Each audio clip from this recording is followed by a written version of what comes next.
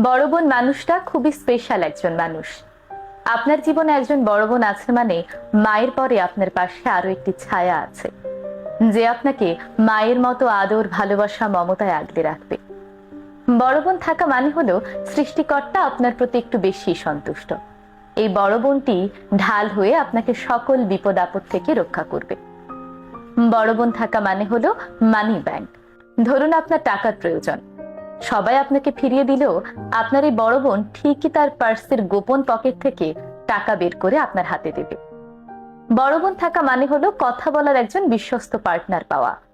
স্কুলে কি কি হয়েছে, কে কে আপনাকে প্রপোজ করেছে, কিভাবে প্রপোজ করেছে ইত্যাদি আজাইরা কথা বলে তাকে বিরক্ত করতে পারবেন। আপনার একজন বড় বোন থাকলে আপনার কখনোই কথা বলার পার্টনারের অভাব হবে না।